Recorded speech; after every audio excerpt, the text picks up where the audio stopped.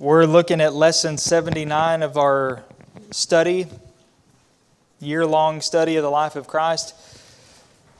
Still in part 9, which is Jesus' Perean ministry. And then he'll be heading back to Jerusalem. Looking here at the raising of Lazarus. The raising of Lazarus from the dead. It's pretty much what John 11 is known for, other than the most popular verse, the most famous verse, easily the most quotable verse in the Bible, John 11:35. It's so easily quotable because it's only 2 words. In English, anyway. It's the shortest verse in the English Bible. And I say English Bible because it's not the shortest verse in the Greek New Testament. That one is taken by, 1 Thessalonians 5:16 is the shortest verse in the Greek New Testament.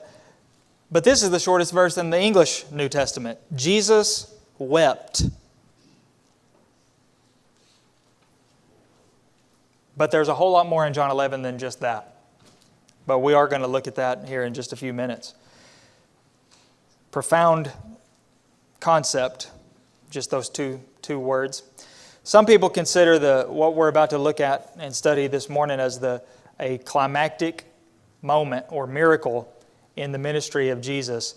It really is a pivotal moment in His life, because after this, what before was a more or less sporadic and unorganized efforts to kill Jesus became more deliberate and more well thought out in order to put an end to Him. And this miracle is what sort of changed that, made that change. So in this lesson we'll see what the miracle of raising Lazarus meant to Jesus' story, to His life, and purpose. This was not the first time Jesus ever raised somebody from the dead, though. It wasn't the second time either. He'd already done it on 2 different occasions. He raised a widow's son at Nain in Luke chapter 7. He also raised the daughter of a man named Jairus in Mark chapter 5. But this one was different in a few ways. It's different because it's emphasized more. An entire 57-verse chapter is dedicated to it. The location makes it more special. It was only 2 miles from Jerusalem. The others were far to the north in Galilee. Witnesses, many more witnesses of this one, and the effects of this one were far greater. So we won't read the entire chapter, from start to finish, but we will see some of the focal points as we get into it here. Look at these main points. First 16 verses marks our first section. Jesus is going to be informed, or is informed, about Lazarus' condition, his illness. Now, as we said, Jesus is in Perea, across the Jordan. He's going to be making his way to Jerusalem. Bethany will be in between there. That's where Lazarus lives. So he's in Perea. And John records in chapter 11, a certain man was ill, Lazarus of Bethany, the village of Mary and her sister Martha. It was Mary who anointed the Lord with ointment and wiped His feet with her hair, whose brother Lazarus was ill. So we learn, first of all, Lazarus lived in the same village as Mary and Martha, but then we learn, actually, that Mary, who anointed the Lord with ointment and wiped His feet with her hair, was the sister of Lazarus, the Mary. So the sisters, Mary and Martha, sent a message to Jesus telling Him that someone He loves is ill. He whom you love is ill. Note for one thing, that the sister somehow knew where Jesus was going to be, which is another indication of how close they must have been with him in general, that they knew where he was to send a messenger in the first place. But what Jesus said is pretty shocking. This illness does not lead to death, or it is not unto death. It is for the glory of God, so that the Son of God may be glorified through it. And John adds in there, Jesus loved Martha and her sister and Lazarus. So when he heard that Lazarus was ill, he stayed 2 days longer in the place where he was. And how do we put those two things together? So here, the sisters send a message, Lazarus' sisters send a message to Jesus. He's ill, and it must be urgent. They're asking him, please hurry and come. We learn Jesus loved Martha and her sister, and he loved Lazarus. And so, he didn't move. He didn't go anywhere. He didn't come. We might expect verse 6 to say, so when he heard that Lazarus was ill, he immediately hit the road to head to Bethany. But it doesn't say that. It says he stayed. For 2 more days, he lingered. Why do you think he did that? After he heard about Lazarus, he lingered in Perea for another 2 days. Okay. He knew more, obviously, than they did. Do you think either the messenger or anybody that would get the message that Jesus was sending back would understand it? This illness is not unto death. You know what I would take that to mean? He's not going to die from this illness. Because that's exactly what it sounds like. This illness is not going to lead to death. But this illness is for the glory of God. Now, Jesus didn't lie or mislead, but his words wouldn't be fully understood until later. They were true, just not in the way that they may have assumed. But on the surface, for somebody who's for the first time reading John 11 may think, well, the reason he didn't hurry is because he knew that Lazarus wasn't going to die. He was the Son of God. He knew Lazarus wouldn't die from this illness, so he had no need to hurry. Now, a mere man may doubt and question, so he's like, I got to hurry up and get there because he might die.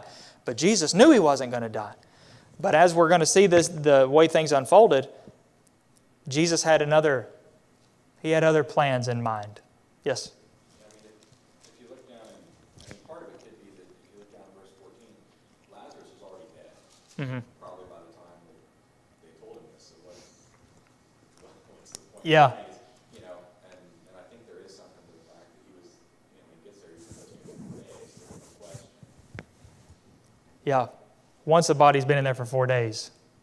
Even based on Jewish superstition about death, which we'll see in a few minutes, it left no room. There's no wondering if he's dead or not. Because there's a big delay getting messages. Yeah, obviously, like Wade said, the verse 14 at the very least shows that Jesus knew that Lazarus had died or when he had died.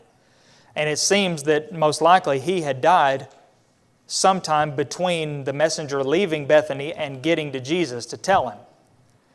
He either died somewhere in that time or shortly after that, or during this 2 days. But it seems, based on the overall time span here, that he probably was dead before the messenger even got there.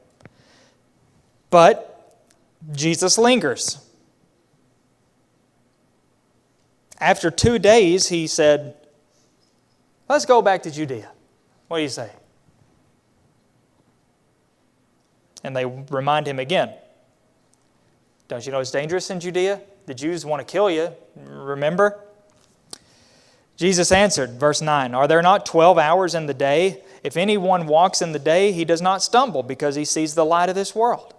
But if anyone walks in the night, he stumbles because the light is not in him. After saying these things, he said to them, our friend Lazarus has fallen asleep, but I go to wake him up. the disciples said to him, "Lord, if he has fallen asleep, he'll recover." It was generally believed or understood that sleep is one of the most important parts of recovering from many illnesses, which I guess is true, in a lot of ways. But at least their view, hey, if he's asleep in a deep sleep, that must mean that he'll be recovered soon. They didn't understand that he didn't mean he's sleeping. So then he told them plainly. John tells us first, Jesus had spoken of his death. So Jesus told them plainly, Lazarus has died. And for your sake, I am glad that I was not there, so that you may believe. But let us go to him. Again, that might sound a little strange for somebody to say, I'm glad I wasn't there, which is pretty much like him saying, I'm glad he died. But again, he's not looking at it the way we would be looking at it, or anyone would look at it. He knows what's going to happen. As he already told him, I go there to wake him up, even though he's dead. So if sleep means death, then wake up means not dead anymore. And he's already told him that's what he's going to do. But Thomas, who gets a bad rap, generally, Doubting Thomas, I can think of worse nicknames than Doubting Thomas. I've had worse nicknames than Doubting Thomas. But nevertheless, this should, maybe raise our estimation of him a little bit, regardless of what he meant exactly, though it seems pretty clear. He said to his fellow disciples, well, let us go also to Judea, that we may die with him. Well, he's walking into a place where he's had death threats, and so they're saying, we're just going to walk into the fire with him, I guess. Yeah. I think it's generally agreed that him in this verse, it means Jesus. I guess the argument could be made that it could be referring to Lazarus. Lazarus has died. Well, hey, let's go and we'll die we'll die just like Lazarus did. But anyway, Jesus makes a little more sense. We can't read tone into it, whether this was sarcasm or what, or it could have been, sincere. I'm willing to die with him. If he's going to go and die, then let's go and die at his side. Either way, it's, I'll give him credit for that resolve. Doesn't seem to be completely sarcastic, but even if he wasn't too crazy about it, he was still willing to do it. So Jesus and his disciples arrive at Bethany.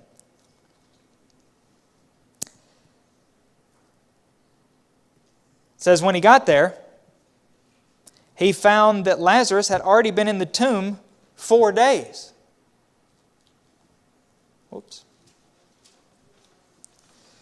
Well, that's not what I wanted. He found that Lazarus had already been laid in the tomb 4 days. Bethany was near Jerusalem, about 2 miles off. Many of the Jews had come to Martha and Mary to console them concerning their brother. So when Martha heard that Jesus was coming, she went and met him, but Mary remained seated in the house. Martha said to Jesus, Lord, if you had been here, my brother would not have died. But even now I know that whatever you ask from God, God will give you. Jesus said to her, your brother will rise again. Martha said to him, I know that he'll rise again in the resurrection on the last day.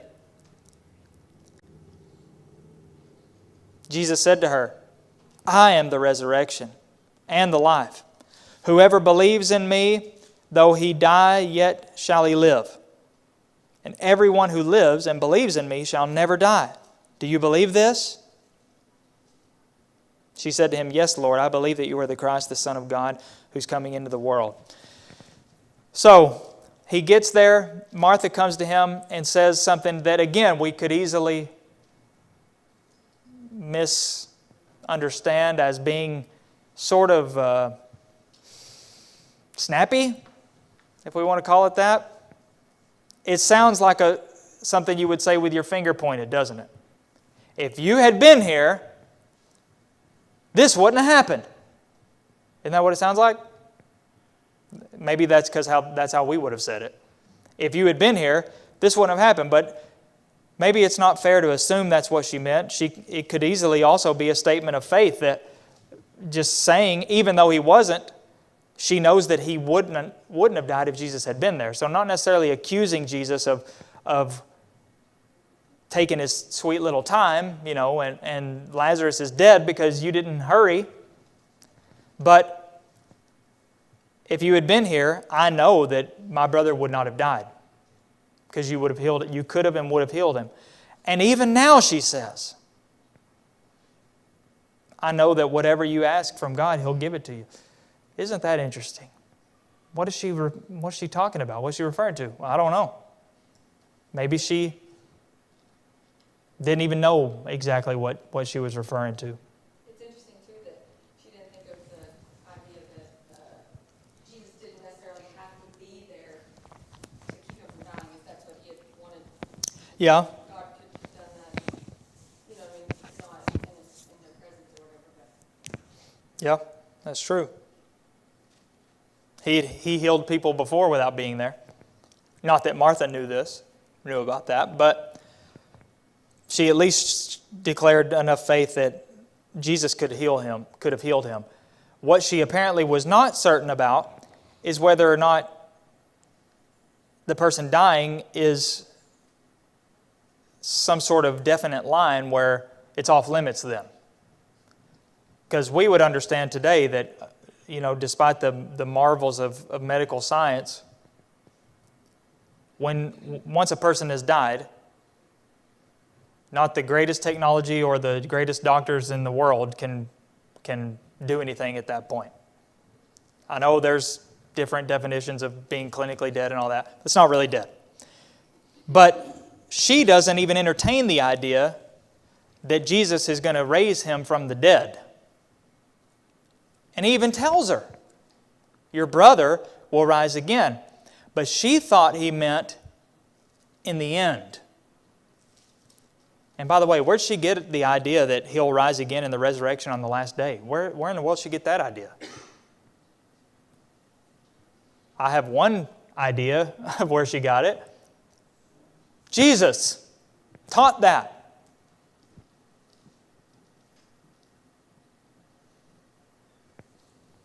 But she thought he was talking about that. Like Jesus was just comforting her. He'll rise again. Don't you worry. He will live again. And she said, yes, I know he'll rise again when everybody rise, when all of God's people rise again on the last day in the resurrection, the general resurrection we call it. But then Jesus reminded her that He is the resurrection, Himself. He is the life. And whoever believes in Him, even if he does die, he'll live. And everyone who lives and believes in Him shall never die. Which she said she believes. Which may be still anticipating something. We know at least that she wasn't expecting Him to go and raise Lazarus from the dead, or she wasn't really expecting it, because later on she's going to try to prevent Him from going in to Lazarus in the first place at all. But she still expresses her faith, and this is one of the most powerful declarations, right up there with Peter's in Matthew 16. You are the Christ, the Son of God. You are the one who has been prophesied as coming into the world. You're Him.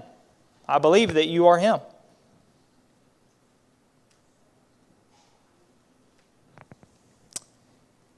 Now,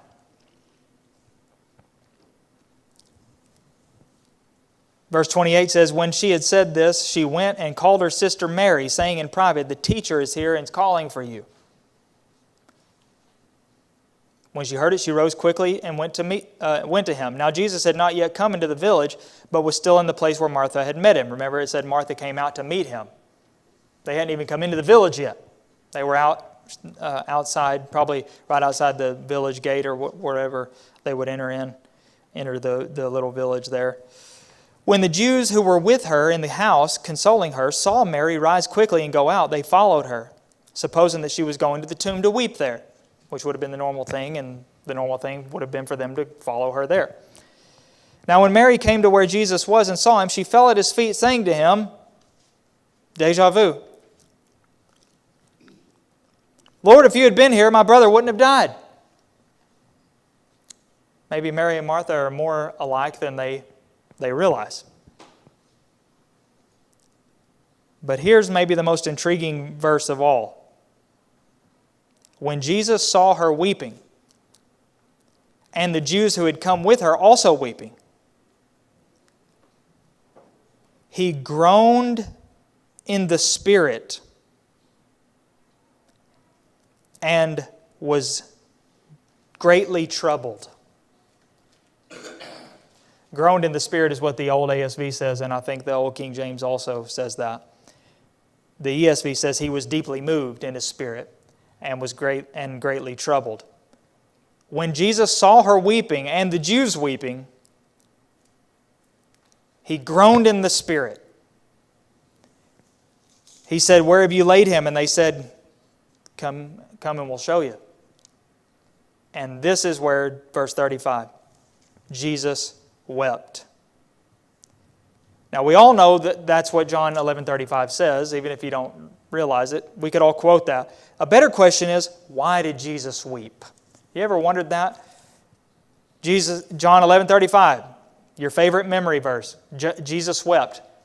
But why did he weep?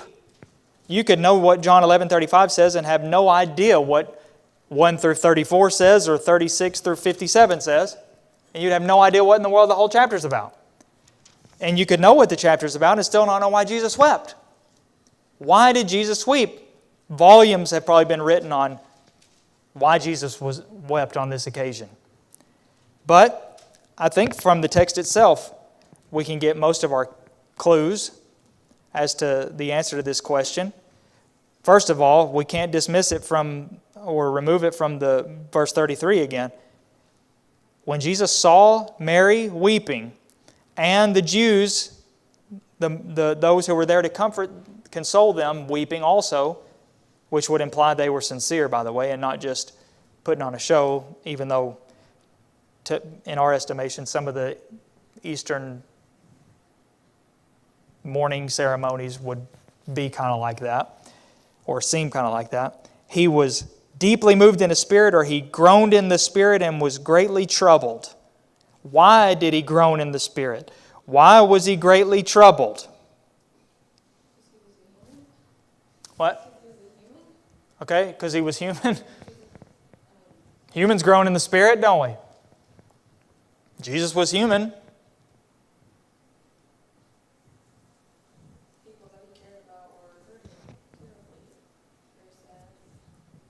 Okay, let's look at some ideas that some people have had that seem to me to be very much not the answer. Why was Jesus moved and troubled? Some say it was because of the excessive wailing of the customs and traditions of the funeral among the Jews. He found it distasteful and he was angry about it. There are times when the word there, groaned, or the phrase in the spirit, does have reference to indignation, but that doesn't necessarily mean it does here, and I don't know if it fits exactly.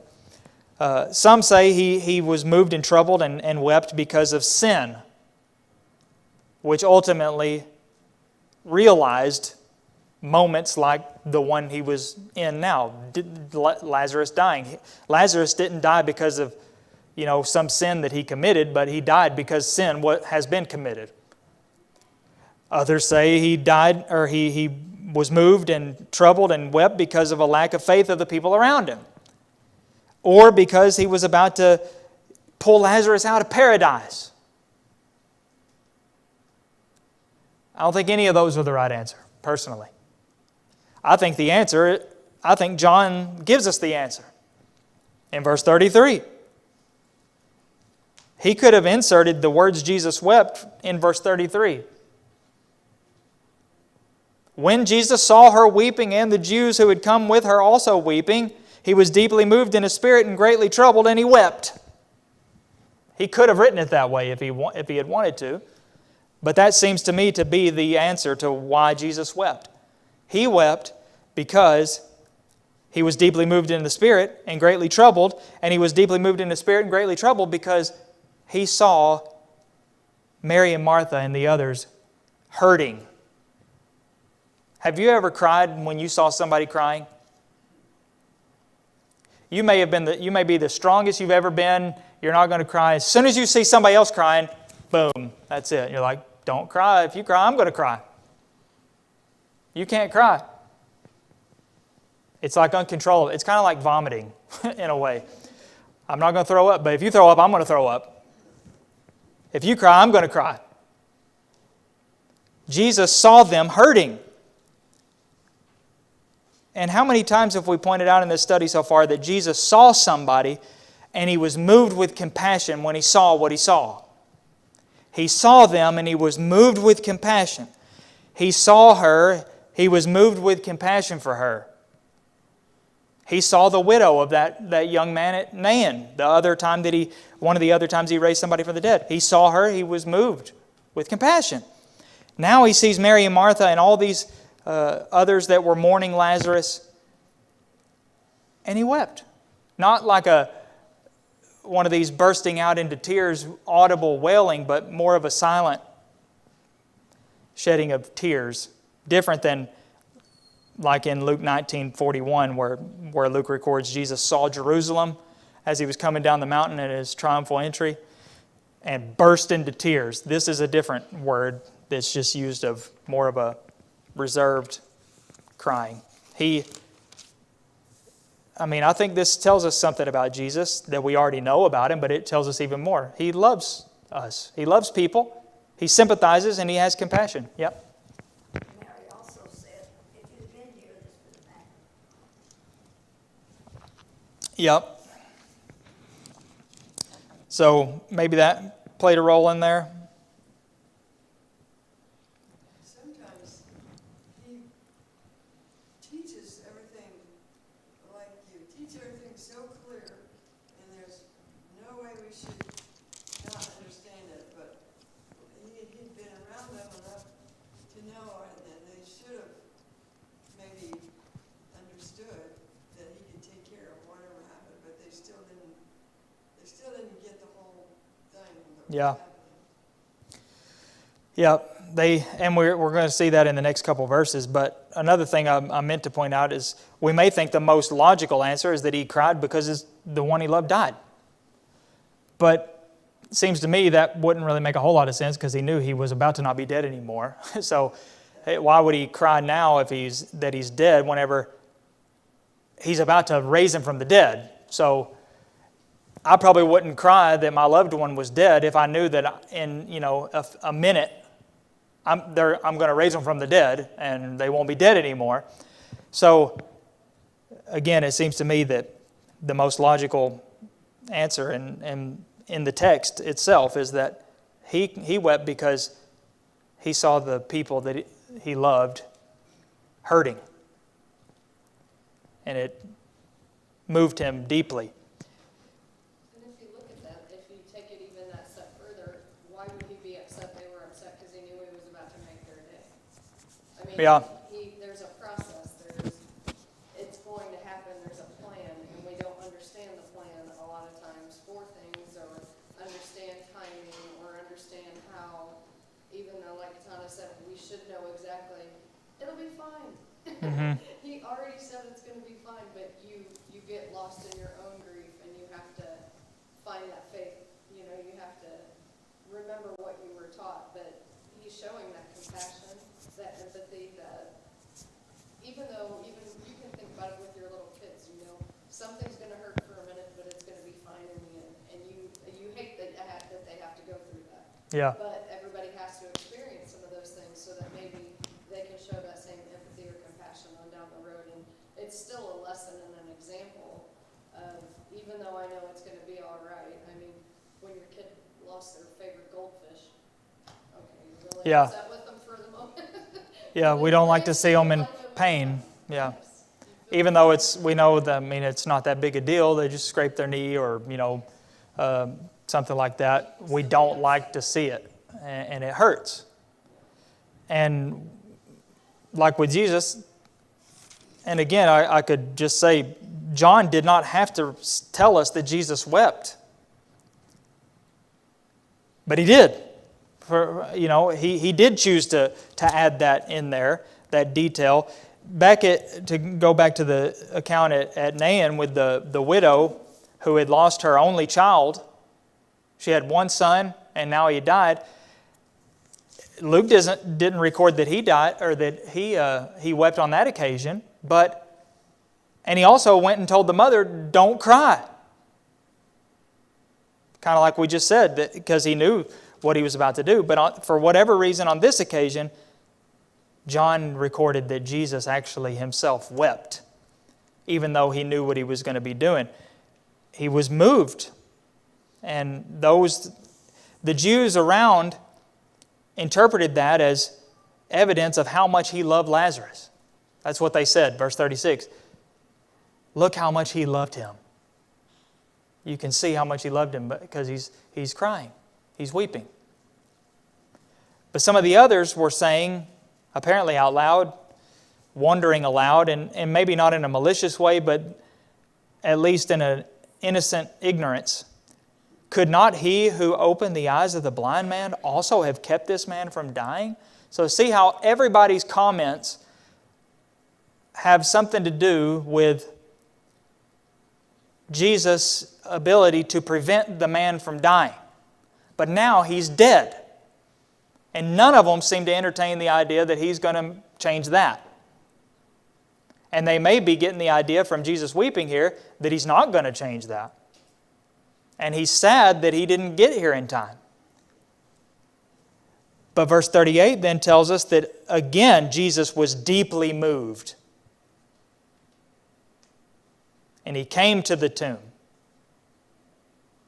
A cave with a stone laying against it. Jesus said, "Take away the stone."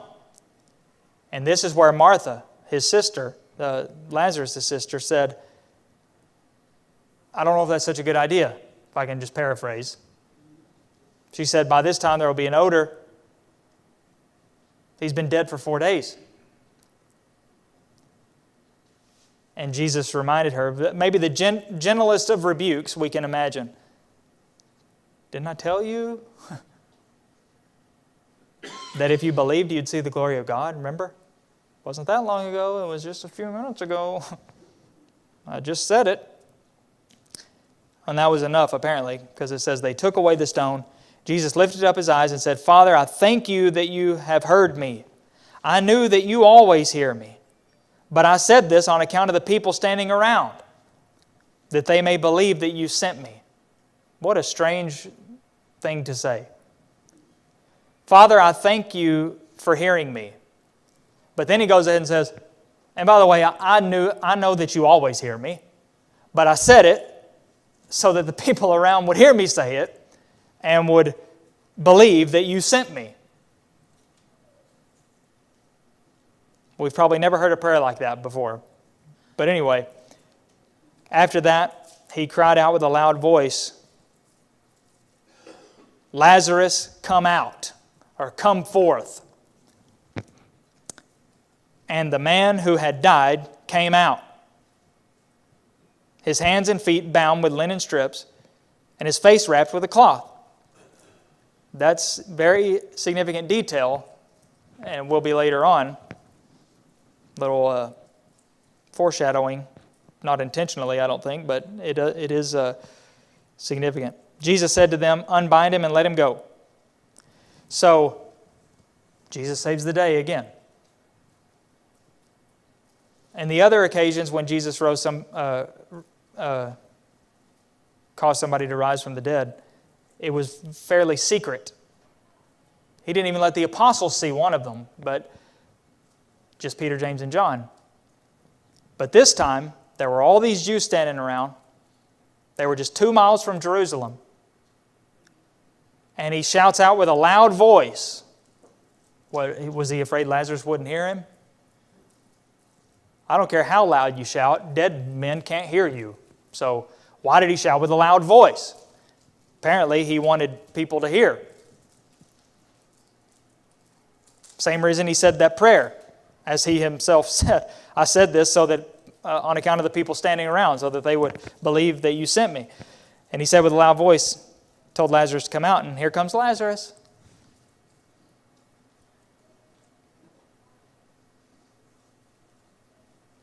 He had been dead for 4 days.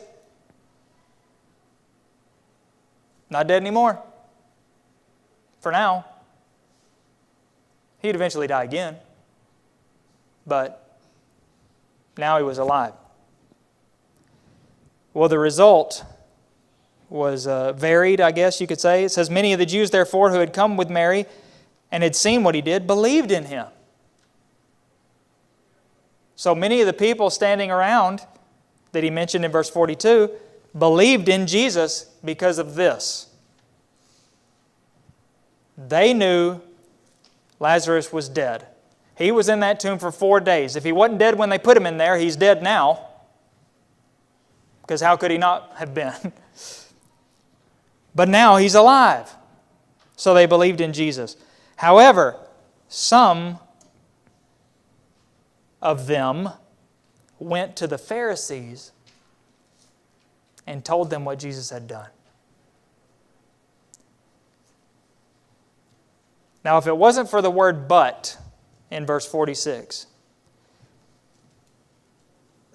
I guess that word sort of adds a little bit of a tone to their motive.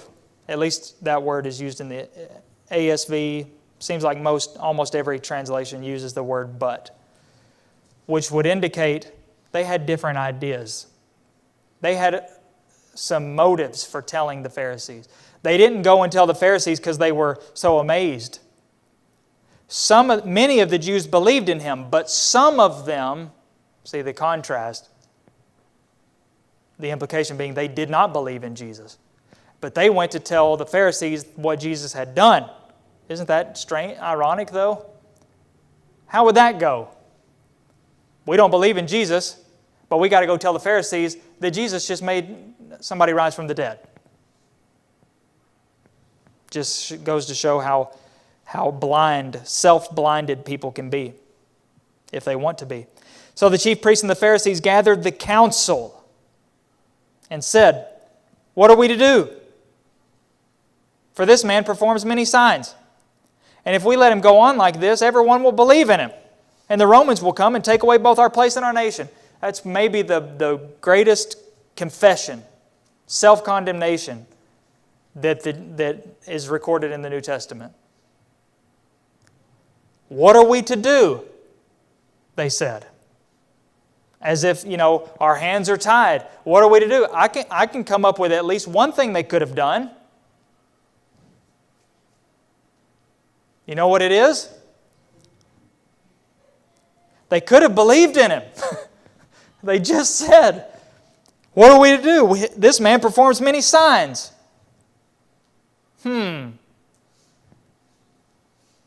If we let him go on like this, well, what's that? If we let him go on performing signs everywhere, if we let him keep going around raising the dead, everybody's going to believe in it. And they're saying that is a bad thing. Because what was their ultimate purpose? Their ultimate fear? We're going to lose our place in our nation. The Romans will come and take away both our place and nation. First of all, that wasn't necessarily true, because they were assuming that Jesus was a false Messiah. And the irony is, it was because they rejected Jesus that the Romans ended up actually doing what they just said they feared would happen. Not because they let Jesus continue, but because they brought Jesus to an end. 40 years later, the Romans did exactly that thing that they feared. What are we to do? You could stop deceiving yourselves and believe in Jesus. That's something you could do for sure. It's what we should do too. They were looking for any possible way to reject Jesus. He performs many signs. People were believing in Him. But He's not what we wanted Him to be. And so we don't care how many people He raises from the dead. Forget that only God can raise people from the dead. And if this man is going around raising people from the dead, that means God is on his side and he comes from God just like He said He did. He's not what we want. He's not who we want. So we will not accept it. And, we could be tempted to make that same mistake. I want to be right with God. I want to go to heaven. I want to be saved, but I don't like what that Bible says. That's why men have come up with all these ways to try to separate the Bible from godliness or righteousness or spirituality. You ever heard somebody say, I'm spiritual, but I'm not religious? I cringe when I hear that. It's a statement that's based in ignorance. You can't separate true religion from spirituality. You can't be spiritual and not religious with the true religion, with the only true religion. But if that religion is not what I think it should be, and I'm going to put what I think above what the Bible says, I'm throwing it all away just like they did. What are we to do? Well, the answer is always the same. I can either believe or not believe, reject or accept, repent or resist. And sadly, these people chose to resist and go beyond resistance to actually finally have an organized effort. They made plans together to put Him to death from that day on. Little did they know, that's exactly what He had planned for them to do all along.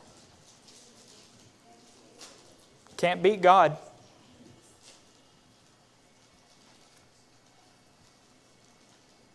Any other thoughts or comments?